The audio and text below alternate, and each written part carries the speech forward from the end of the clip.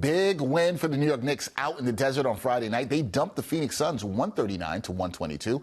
And it was also a big night for Jalen Brunson. So it's time to talk some Knicks hoops, and we're going to do it with a co-host for Knicks Fan TV, Alex Trataros, who joins me now. Alex, long time no see. How you doing? Dexter, long time no see. I'm doing great, man. How are you doing today? I'm doing good. Can't complain. You know who's doing good? Jalen Brunson. You know why? He dropped a 50-piece on the Suns, flawless from downtown, 9 for 9 beyond the arc. So I got to ask you this, Alex. Has Brunson taken his game to another level this season with the way he's been shooting the three ball? Oh, from the three? Absolutely. It's taken to a whole nother level. I mean, and when you look at last season, Brunson was shooting about he was shooting 41% right now, 41% last season. Now he's shooting 46% on even higher volume. You know, he was doing that on about 5 attempts last year. Now he's doing that on 7 attempts this year, Dexter. And it's just incredible to see how Brunson continues to elevate his game. I mean, you look at all the other statistical categories and it's pretty much even, but the fact that, you know, when you look at the usage rate, it's taken a slight dip, but then he's still able to be more efficient from the field. Last night just shows you when he's clicking, man, Jalen Brunson is a force to be reckoned with. And Kenny the Jet Smith, you got to give this man some props. I know you kept saying that we had guys who are like number 2 or number 3 when we face opposing teams. This guy showed Kevin Durant and Devin Booker he's number 1. Hey, I had a feeling you were going to go there. I had a feeling you were going to bring up Mr. Smith, who said there are a lot of teams that had more stars than Jalen Brunson. But just saying, for Mr. Smith, I know the Knicks fans want to say this. Last night, you looked pretty good. You looked pretty good. So you can't be mad at that there, right? Now, with this win, Alex, the Knicks, they improved to 14-10 on the season. Now they're 5-8 against teams with winning records. So considering they just started a stretch on Friday where they're going to play 10 straight opponents with winning records, what did you like about the team's effort against Phoenix, and what do you think that win can do for them going forward? For the team's effort against the Phoenix Suns, Dexter, I mean, something that we have to acknowledge is that this team, who usually has flat third quarters for most of the time, came out strong. I mean, in the first half, they had about 4 turnovers, and then in the second half, they cut it down to they had 7 turnovers in the first half, and then they had 4 in the second half, 2 in the third quarter. So you talk about keeping your composure and playing at a higher level, being efficient with your shot making. That is something that we need to see from the New York Knicks, because too many times they just come out flat.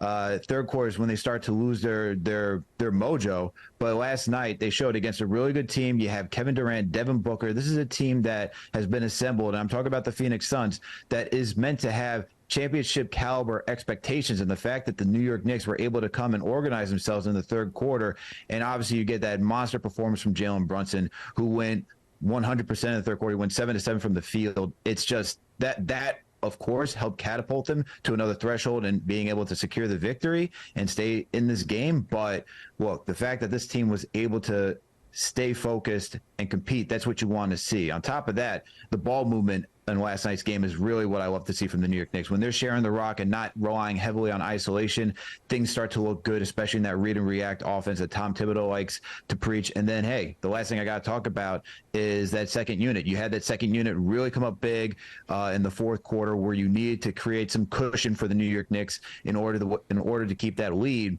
And they did just that, especially after having a poor night against the Utah Jazz, having a strong bounce-back game against a championship contender like the Phoenix Suns. That's great. And then for moving forward, you know, what it gives me, or what it should give this team, is that it gives them confidence, right?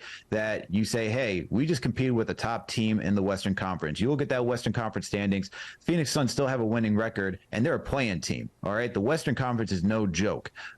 So for them, it should give them confidence moving forward. On top of that, you're able to do this without Mitchell Robinson, right? So you don't have your top shot blocker out there, an elite offensive rebounder who cleans up so many things, not only on the offensive side when it comes to his rebounding, but defensively too. You know, he can cover the pick and roll very well. He deters a lot of people who are attacking in the paint. I mean, Dexter, prior to last night's game, I had the statistics.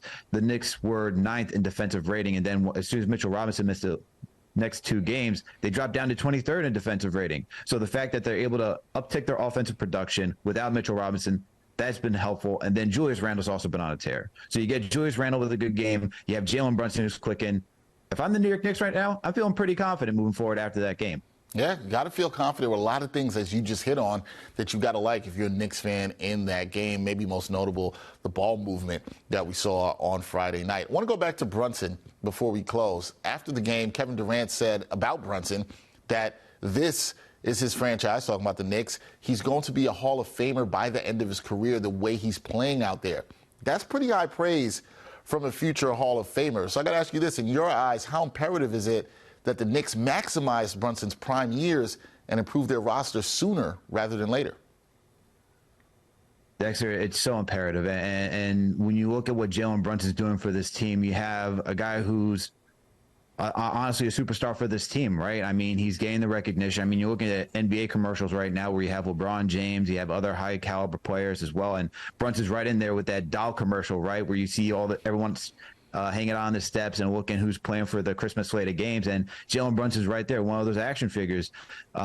So with that, if you're the New York Knicks and you see that you have a budding superstar, you have to go out there and make sure he gets the help needed. Now, they have Julius Randle, who's playing well right now. You got a solid core of veterans and youth on this team, but you need that next guy who can help relieve Brunson of that pressure, especially when it gets into crunch time, to make sure that, you know, the Knicks have that cushion to say, hey, if Brunson doesn't have it this night, like we saw against the Utah Jazz, there's somebody else that we can go to. And so for the Knicks, moving forward, they have to be patient and aggressive. And when you hear that, it's like, Alex, what do you mean? How are you patient and aggressive? Well, you got to be patient because it's not just any star you go after, right? It's not like you go after Zach LaVine. I don't think it's Karl Anthony Towns that you go after. You just don't make a trade just to add a name for the sake of adding a name. But now, while you're being patient, you're not just choosing somebody because you got to look for the right fit. You got to be aggressive where you say, hey, we can't just be idle and just say we have to keep all these assets moving forward, because as we see these draft assets, you have players who are going on expiring rookie scale contracts that you got to make some deals too in order to get somebody on this roster to help Jalen Brunson. So it's a difficult balance when you ask for a team to be, or when you ask the front office to be aggressive and patient at the same time, because you just don't want to make that move that's just going to set your team back, right? I mean, we've seen it in the past, if you follow the Knicks for so many years, where you can make a deal for a star, and then next thing you know, it just doesn't work out. So the front office has to be patient and aggressive at the same time to make sure that they can help Jalen Brunson continue to be as great as he is for the New York Knicks. No, makes a lot of sense to me. You want to make sure when you make the move that it is the right move. But right now, Jalen Brunson, Knicks, coming off a big win against Phoenix on Friday night. We'll see how that moves for them going forward. They play the Clippers on Saturday night, another tough test there in L.A. That is Alex Trataros of Knicks Fan TV. Go check out his work there. Hit that thumbs up button for you boys. Alex, always good to talk some Knicks hoops with you. Thank you, man. Thank you, Dexter. Always love talking New York Knicks basketball with you, man. Have a good one. You too. Anytime.